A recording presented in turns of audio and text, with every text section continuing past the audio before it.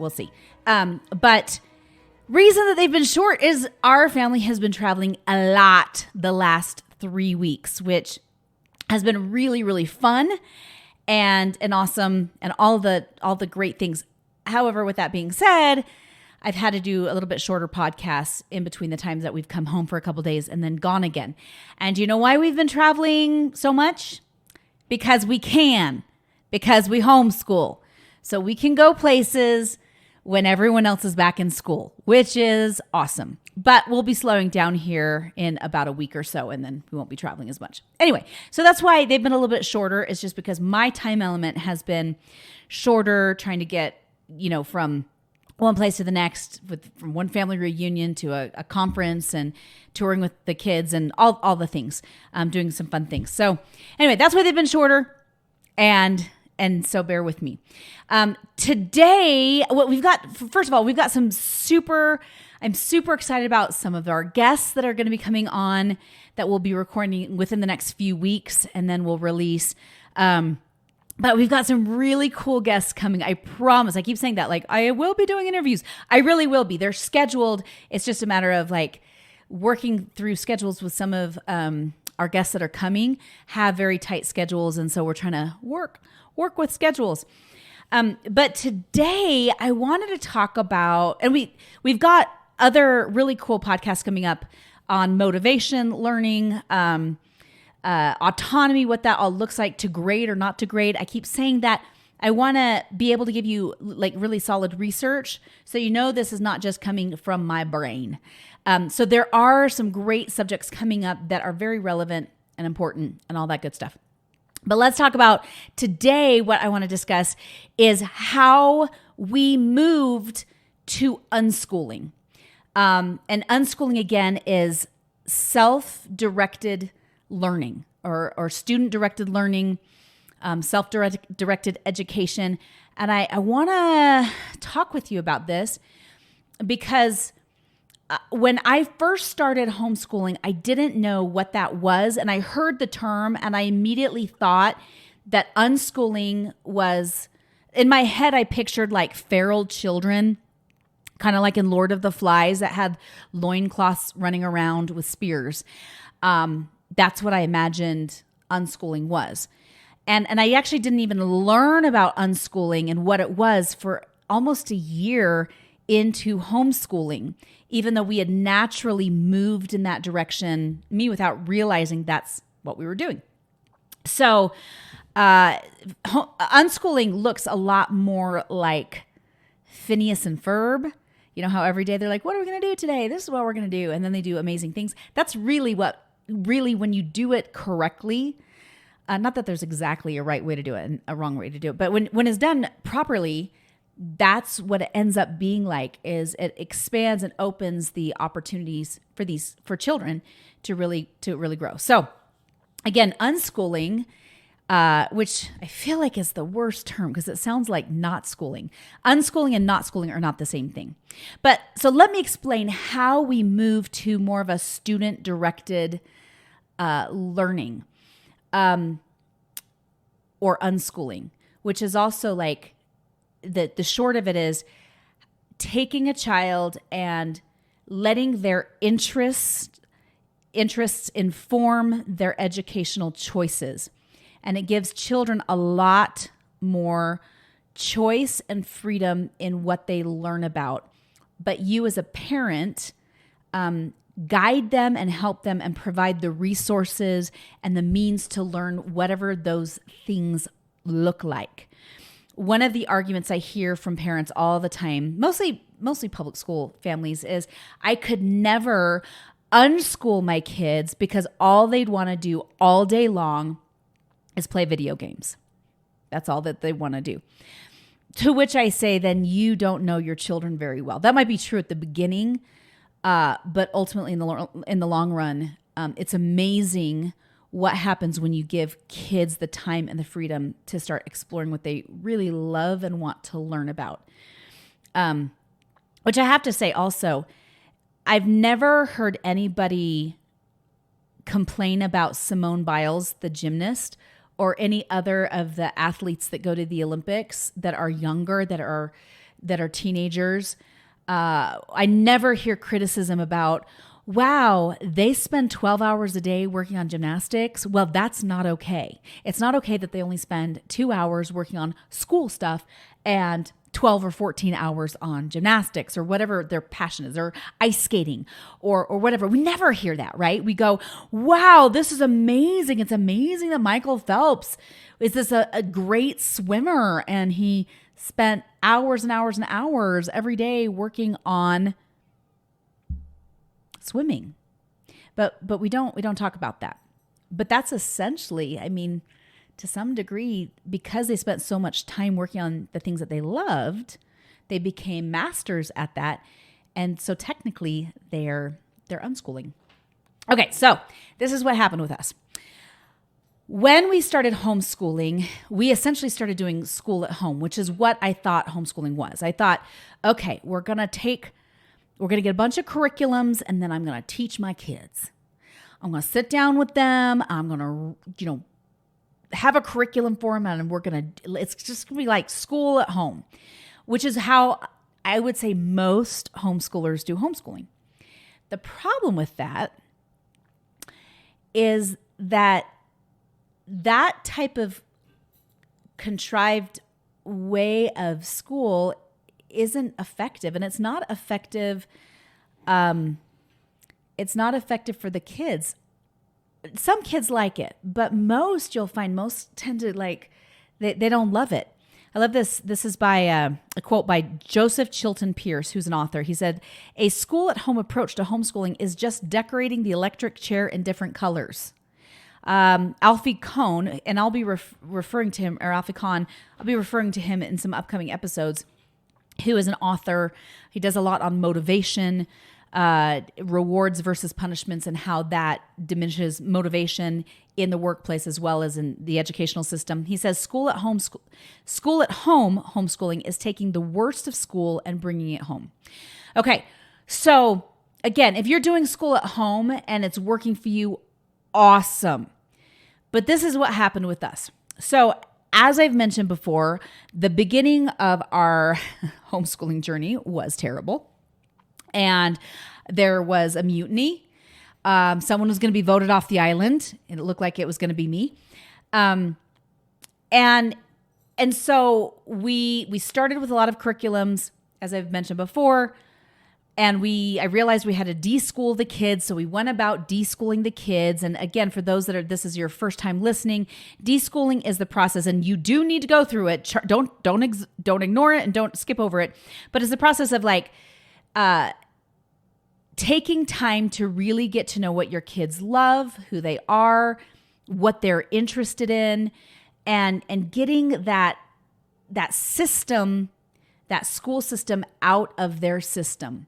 And so it's you're spending a lot of time, playing with the kids, playing board games, visiting museums, and learning to relearn and enjoy learning. That's essentially the deschooling process. So we started with the curriculums. We ended up having to put away most curriculums. We continued to do math, and then we read with the kids, and then we'd have them do some writing and a little bit of language arts. That's what we ended up with. After the mutiny happened at the beginning. And so as the months went by and we're trying to deschool, and I was trying to figure things out, and there was a lot of tears and a lot of self-doubt, and am I ruining my children and all of the things, something started happening. We would finish school within 1 or 2 hours. Sometimes it was within like a half an hour, let's be honest.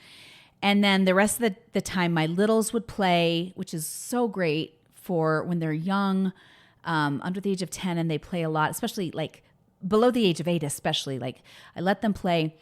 But something happened with my older kids. So my son Joshua started playing the guitar. He asked his brother if he could buy his guitar from him, and so he did. And he started playing the guitar, but he also started experimenting on the piano. And he'd start to spend several hours with the guitar and on the piano, and he'd finish his work as the few things that we'd have them do every day. He finished quickly and then wanted to jump right into the guitar and the piano. And And I let him just focus on those things because again, I was like, he really, really fought me when we would try to do curriculums. And this is a kid who at school, he was a straight A student. We had a problem. He was one of my advanced kids because I have both. I had kids who have some learning disabilities and I have kids. He was one of my kids that was like, it didn't matter what the teachers would give him. He'd finish it quickly. He would do it well. And then he'd be like, what else can you give me? And he couldn't get enough and he'd get really bored at school. And he won all these awards and he was a straight A student. He was a straight A student when he went to college last year as a 15-year-old. But he started really fighting me and saying, I don't want to do these curriculums. I'm done with this. And this is also the same child who wasn't necessarily the most excited to homeschool, ironically. Now, he's a big proponent of homeschooling. He wishes he saw more people, even though I make sure that they're involved in lots of getting to know people, we've opened up that social world. He's a very social butterfly, but at the same time, he doesn't want to go to public school anymore. He went one day, the first day of school at one of the local high schools. He went in. Nobody noticed that he was really there. A couple teachers were like, you're not on the rolls. He's like, yeah, I don't go to school here. And they let him stay, just so you know. And he came home and he's like, I don't understand how people can do this. I forgot how awful this was to be talked at for 8 hours a day, Mom. I totally forgot. Okay. So he's playing the guitar. He fought me about curriculums. And yet this is a child who initially thought he wanted curriculums, right? He thought he wanted school at home. He wasn't excited about homeschooling. But as the months progressed and I allowed him the time to work on the things that he loved, which were guitar and piano, and then he ended up picking up looking onto how do you edit film. And so he started taking my phone and filming, and then he started learning Adobe Premiere Pro, which is a video editing software. And he got better and better and better at it. And he was happy. He's like, oh my gosh, I love this. He started getting really good at the guitar, improvising on the piano. He's not a classical pianist. He has taken piano lessons, but whereas when he was taking piano, he wouldn't practice. Suddenly I take away the piano lessons and he starts practicing more and more and more. And then a year later, he's like, can I take jazz piano lessons? And I'm like, what? What the heck? You didn't want piano lessons. He's like, well, no, but now that I've been experimenting, now I want to learn with a teacher, right? So that started happening over the first several months of us homeschooling. With my older daughter, who's now 15 and a half, that's where I really saw something shift in her. Again, I didn't know what unschooling was. I had only heard the term and I thought that meant not doing anything. But with her, she loves being assigned things. She loves having a checklist. So every day I make sure, and she'll tell me, I want a checklist. And then I want on my checklist to have freedom to work on these things. And so I add those things to her checklist because she loves, she is a checklist kid. So as the months progress with her, she starts reading. And she always, since second grade, she liked reading okay. She wasn't a great reader until we started homeschooling. So she started reading. And she had all this extra time on her hands. We'd finish school early, and then she would read and read and read, and then wanted to go to the library and pick up more books, and she would read and read and read and read. And I thought, this is good. She's learning to love all of these things. She's learning to love literature. She's learning to love Jane Austen. This is great. But what really blew me away, and I think I've mentioned this before, but again, if you're new to my podcast, you're hearing it for the first time. It was about March of 2021. And so we started homeschooling in August of 2020, just a few months before. And she came downstairs and she was crying. And I'm like, are you okay? And she's like, my heart hurts, Mom. And I'm like, why does your heart hurt, baby? And she's like, I just finished the Diary of Anne Frank. And I had saw her take it off the shelf a couple days before, but I didn't really think much about it. And I was like, tell me what's going on. She's like, Mom, she was alive. And this is what she experienced. And can I watch some documentaries about World War II? I just finished The Hiding Place, and and she listed off some other books that she had checked out or we had given her for Christmas about World War II, historical fiction. And she wanted to know what things were true and what things were part of the fiction of the books that she read. And so she started watching documentaries about World War II and started becoming really curious about communism, about how everything works, about just the foundation of our country. And then one day, it was about in April, and she's devouring everything. And at the time she was 13, right? She's just devouring all of these books, all this information. And she comes to me in April, just like a month later, and she's like, Mom, I'm really concerned because what I'm seeing happen today with the censorship in social media and the censoring of people, that's what the Nazis did. That's a scary place to be. And I'm like, what? And she's like, yeah. And like, this is coming, like, we had not discussed it, right? I had not talked to her about this. She was making these connections on her own. And I'm like, what? Wait, why are you thinking about this? Like, what's going on in your brain? Like, I became really curious as to what she was thinking about. And so she's like, yeah, I just started thinking about all these things that it really affected me. And then with Anne Frank and all this, and I was so sad. And it makes me scared and makes me nervous and all this stuff. And she's like, I want to learn more about the foundation of our country. And I said, okay. So the following fall, I signed her up for a Thomas Jefferson education class, which I find in Denver, and we have to drive up to it because we're in Colorado Springs. And so I have to drive all the way up once a week to go to this Keys of Liberty class, which is a phenomenal class. And she loved it. I mean, she just drank it all in, all of it. She analyzed the Constitution.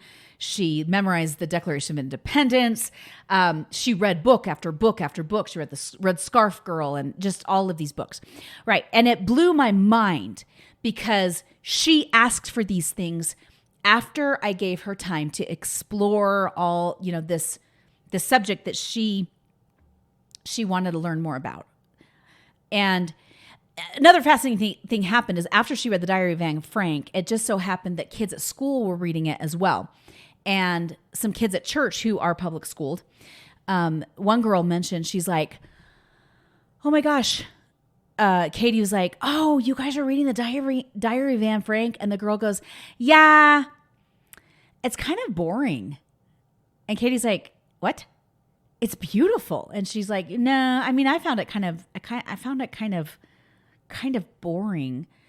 I much prefer this other fiction series. And my daughter's like, okay, so that's a fiction series, which means that didn't actually happen. But what happened to Anne Frank really happened. And she's like, yeah, I don't really care. And so I thought, oh my gosh.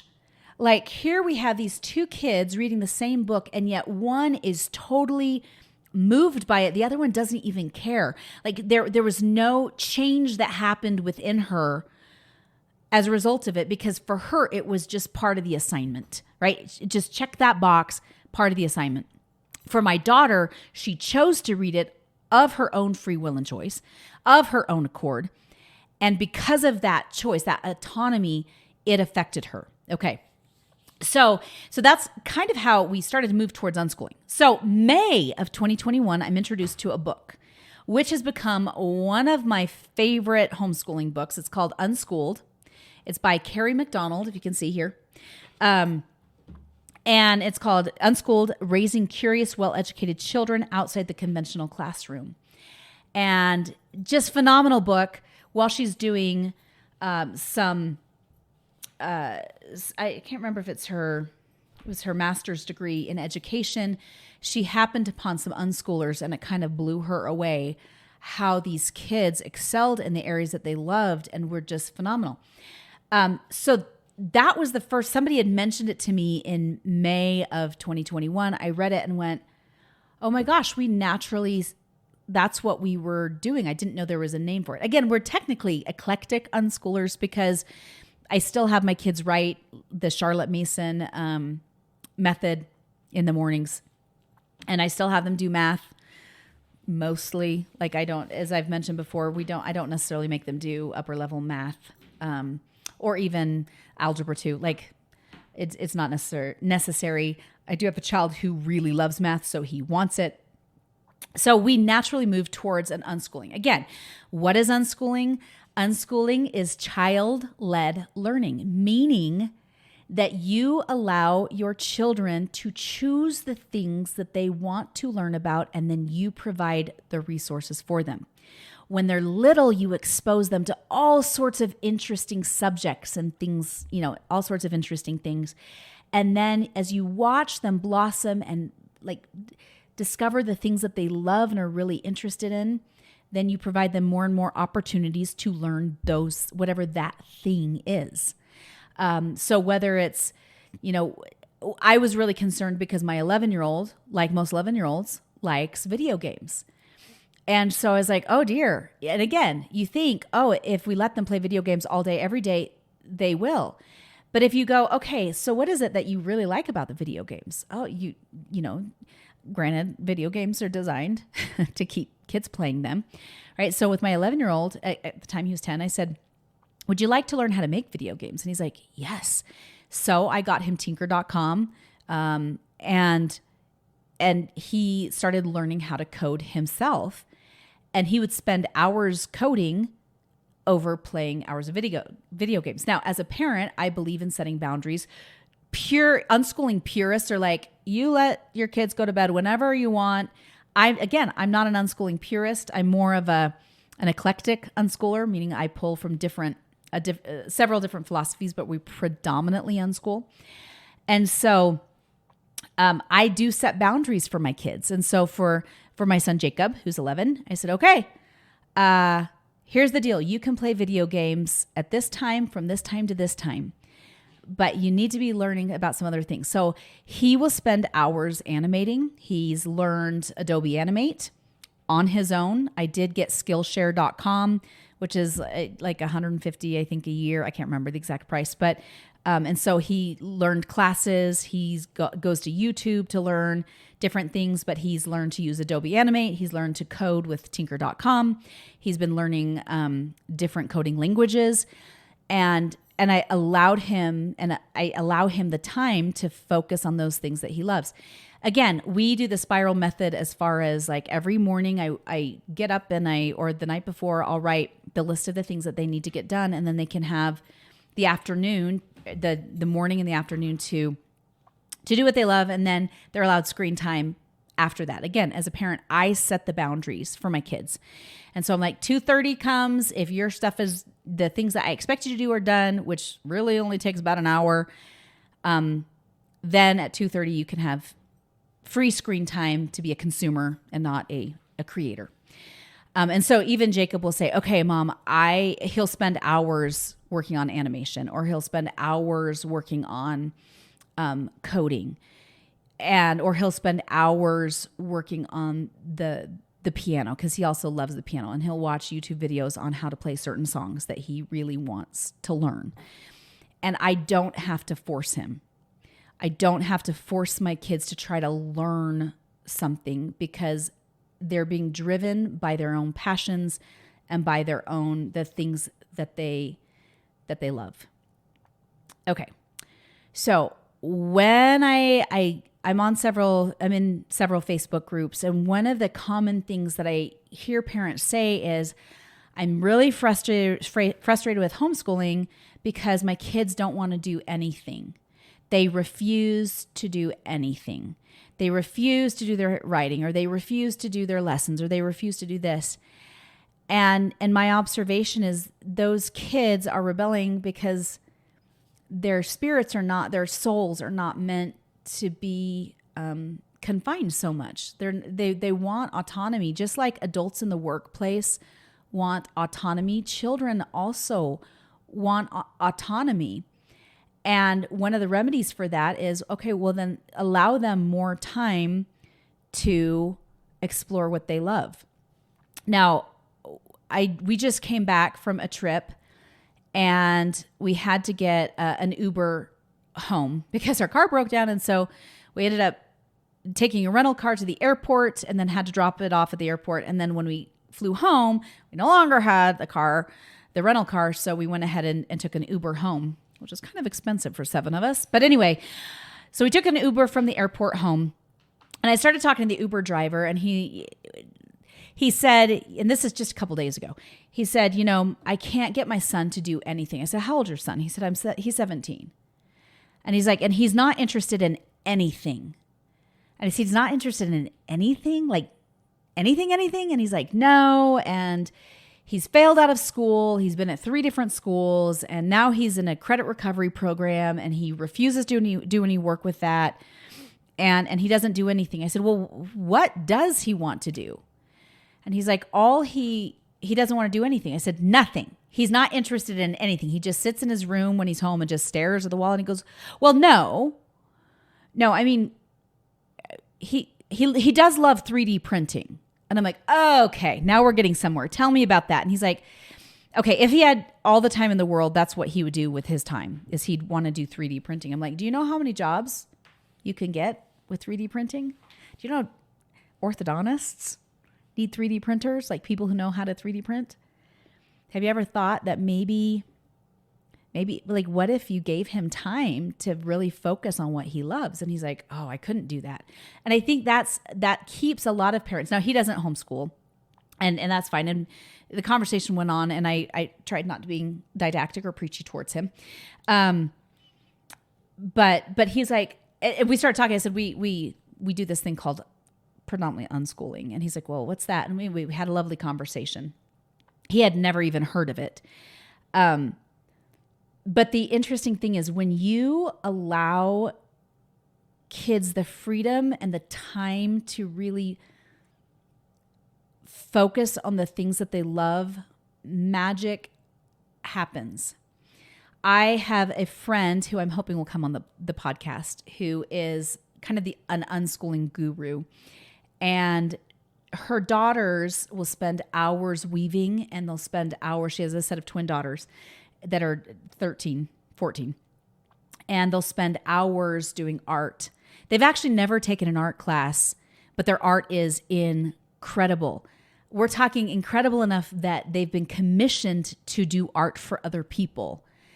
And so when people ask my friend, how do your girls get so good how did they get so good at art? What classes did they take? She's like, I gave them time and space and really good materials to work with, tools to work with, and then allowed them the time and the freedom to practice their art.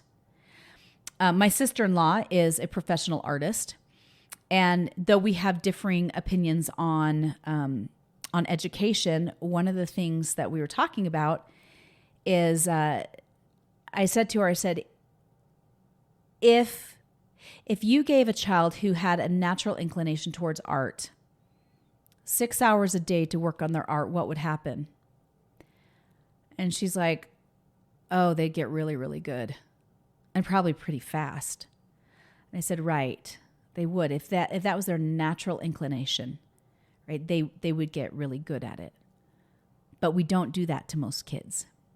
We shove them in a school for 8 hours a day and say, you will learn what we tell you, the end. And she's like, no, I guess that's true, right? And we talked about that, and she's like, yeah, she goes, I wish I had had more time to focus on my art when I was younger. She goes, I loved it. It's all I wanted to do. Malcolm Gladwell, who wrote, he's written several books, but one of the books was Outliers, makes the contention like that there's a 10,000 hour rule, which people have refuted. So if you're like, no, that's not entirely true. His contention is if a person can learn to master something if they're given 10,000 hours to spend on that thing, which again, some people refute that study that he cited.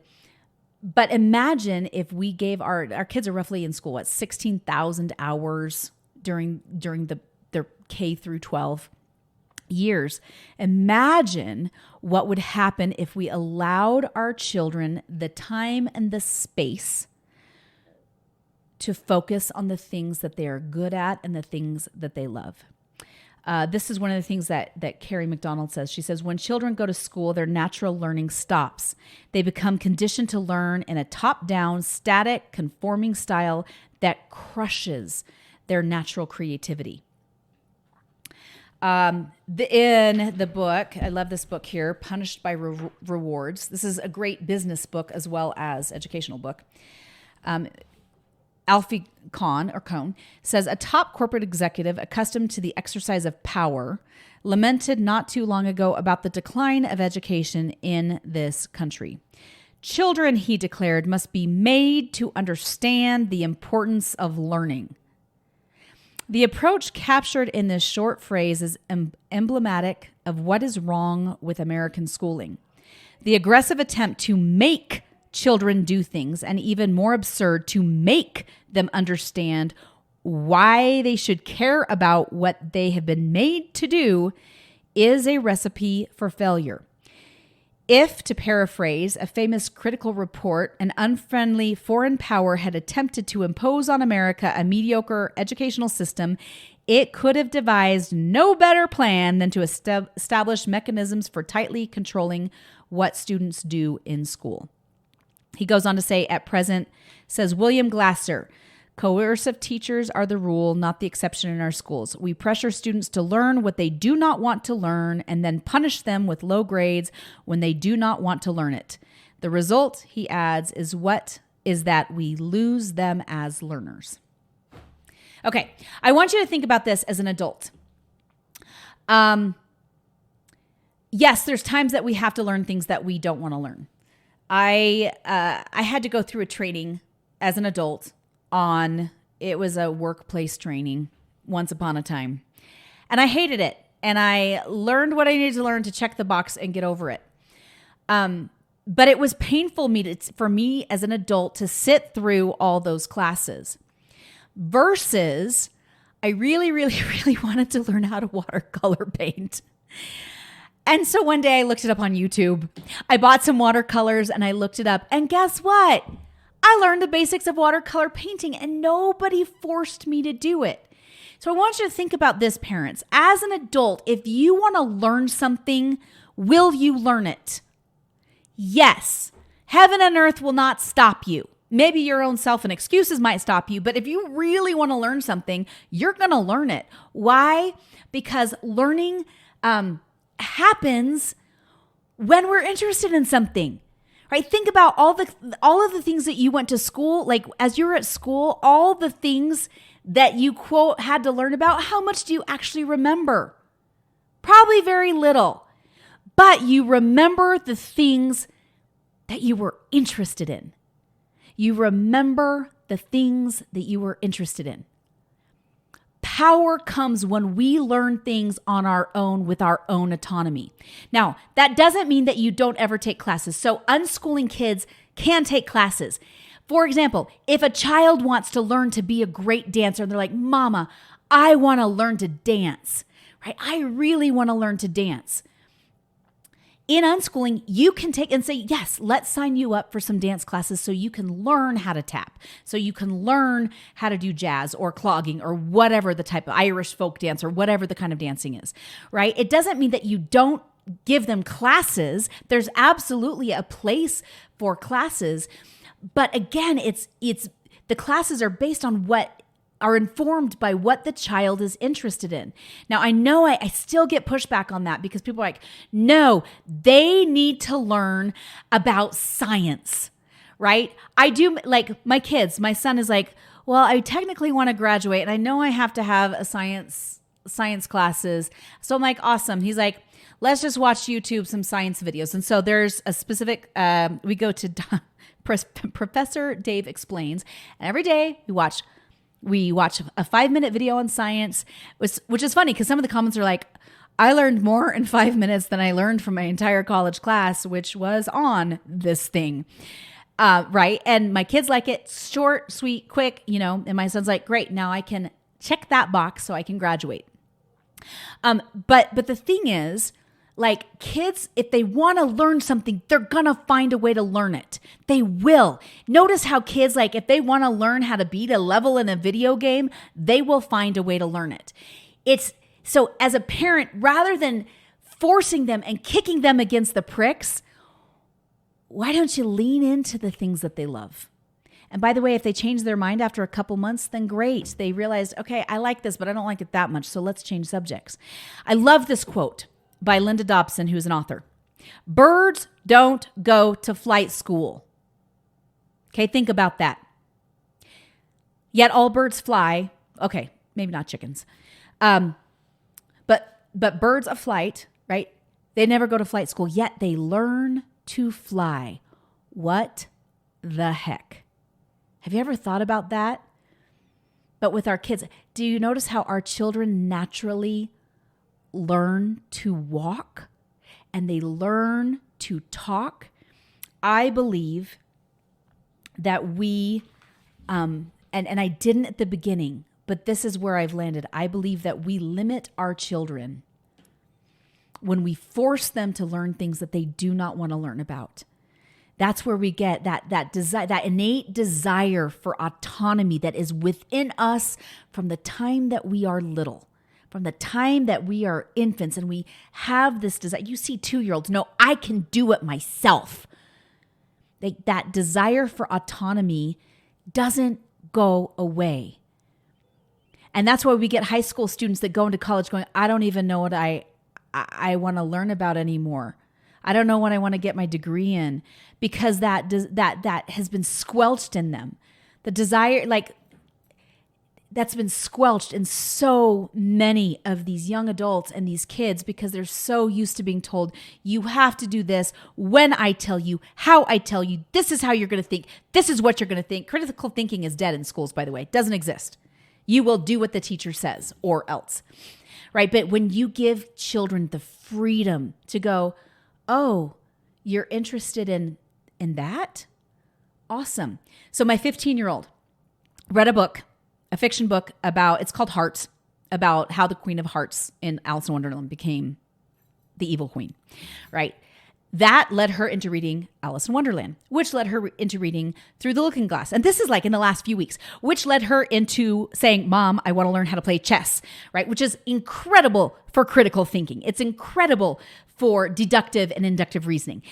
And so she learned how to play chess. I don't play chess. So I'm like, I don't play chess. But we can watch some YouTube videos on how to play chess. We can go on Skillshare and learn how to play chess. The world is at our fingertips like it's never been before. She learned how to play chess. And now she and her siblings play every single day. They play chess every single day. Do I worry about her in life? Not at all. She'll be just fine. She also wanted to learn how to do a fix and flip. And because we're in real estate, we could make that possible for her. Right now, as I speak, she is at the home improvement store with my husband and the general contractor, going over, picking out all of the fixtures and everything else for this flip that we're working on. Right? She said, I want to learn how to design. I want to understand and learn how to flip. Do I feel as a parent that is more valuable than her taking some pseudo psychology class from a teacher who's not even trained in psychology at the local high school? Yes, it is more valuable. That is more valuable. Now, again, some of you are going to disagree with me on this. And some of you will be like, no. Children have to learn certain things. But I tell you, if you are new to homeschooling and you're already getting pushback from your kids, spend less time on the academics. Do a couple hours and then grant them the opportunity. Again, you can put boundaries on media. You have that right as a parent. but then find out what they really are passionate about and then provide them the time and the resources to learn those things. Now, if you're like, but I don't have a lot of money, money is limited. We've gone down to one income. I see that a lot with parents who are like, we're going to homeschool, but that means we're now a one income family. Guess what? The library is your friend, and utilize the library resources in your area. YouTube, I once upon a time never thought I would say this. YouTube is actually your friend. And we can learn so much. We have never had access to information like we do today, which is so exciting. So my friends, give your children the opportunity to choose what they learn about and watch what happens. And again, if after a few weeks they're like, I'm not interested in this anymore, great. Then you move on to what else do you want to learn about? The other thing I want to say about that is that when kids start homeschooling,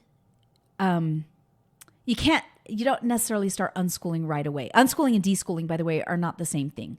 Deschooling, like you're almost doing nothing except for playing with them and getting to know them and reestablishing the relationship. But I couldn't start unschooling. I had to have the crutch of curriculums at the beginning. I had to do school at home because that's all I knew.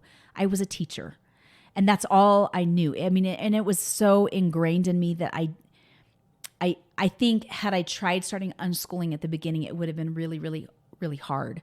And we did have to go through those months of deschooling. And it would have been hard for my kids because they had been so conditioned all those years in school that starting away right off the bat, unschooling would have been really difficult. It's interesting now looking at my 7-year-old daughter who has never been to public school. She went to a public preschool, and then COVID happened, and she's never been back to a public school. And unschooling is very natural for her. She is always busy doing something. She's writing letters to people. She wants to learn things. She'll watch Bluey in Francais. She told me she wanted to learn French. I did get a French tutor for a time for her until the French tutor had to go back to taking a full-time job. And I don't have to force her to learn. It was hard. It was a little bit harder for my older kids because they had been so conditioned. But my 7-year-old, super, like she just is like, this is what I want to do today. This, and this. And I'll do my writing and I'll do this. And learning is still fun. That's the one thing that unschooling brings is it brings a desire to learn. Now, sometimes it'll take kids a while to figure out what they love because they've been so conditioned to do what they're told. And the school system does that to the kids. Like, you will do what you're told. So you're going to have to give yourself and your children grace if you do decide to try unschooling. And it may take a few months because they have become dependent on the thoughts of other people. But yet our great country was built on people who were free thinkers and who were not afraid to think freely. And so it will take some time for your kids to discover again the things that they learn. And so you're going to have to give them grace, and you're going to have to give yourself grace because it is scary letting go of the control as a parent. But I'm telling you, some really cool stuff happens as a result. So you want a couple great books about unschooling. I've mentioned this before, Weapons of Mass Instruction by John Taylor Gatto. He's a firm believer in unschooling, and he was a public school teacher for 30 years. Here, I was also a public school teacher. Which you want to hear something funny, though? I think I've mentioned this before. One of my former students, who actually listens to the podcast, so if you're listening, Lexi, reached out to me when she found out that I was an unschooler, and she's like, "Hey, oh my gosh, can I talk to you?" I was her teacher in the public school, right? When she was in middle school, I was her middle school teacher. and she wants to unschool her kids now, and she's got 2 little kids. And so we spent an hour on the phone, and I had chuckled. I'm like, here, I was your public school teacher, and now you're unschooling your kids. What does that say about me as a teacher? So anyway, but it was, we had a good chuckle about that. But so another good book, Unschooled by Carrie McDonald. Fantastic book. Like I said, there are things that I do, expect my kids to do. They're expected to do scripture study. They're expected to do writing every day a little bit. They're expected to do a little bit of math. Even with unschoolers, a lot of unschoolers are like, no, math is, we do cooking and that's how they learn math, or we do this and that's how they learn math. There's a lot of different ways you can do it. But that's a little bit about our journey of moving into an eclectic unschooling style of homeschooling, which has been really beautiful for us and really cool for us. And the funny thing is I hear parents at church and different areas of my life say, well, that works for your kids because your kids are super smart. And I'm like, so are your kids. So don't underestimate your kids, right? Don't underestimate your kids. That's super sad if you do. Don't underestimate. Our kids are pretty remarkable, but we've got to give them the space and the freedom and see their remarkableness. Anyway, with that, my friends, you're doing great. I know you're frustrated. I know it's still scary. I know you're still doubting yourselves.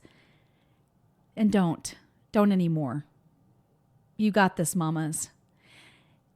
Whatever you do at home is still going to be 10 million times better than anything that they're going to do at the public school. You know why? Because you're their parent. In the link below, I'm also going to put a link to an article about an unschooling kid who did remarkable things for his community, and he could barely write, but oh my gosh, the kid did so many wonderful things. He ended up passing away. He drowned, which is terrible. Remarkable kid, and I'll put a link into the show notes below so you could read about his life and what he did for his community, and it all came as a result of him being able to unschool. So with that, my friends, you got this, mamas. You are doing better than you think, and we'll talk next week. Look forward to it. Take care. Thank you so much for listening. And if you like this podcast, please be sure to sign up for our weekly newsletter at schooltohomeschool.com. That's schooltohomeschool.com. Join our private Facebook group, School to Homeschool, and follow me on Instagram, Janae.Daniels.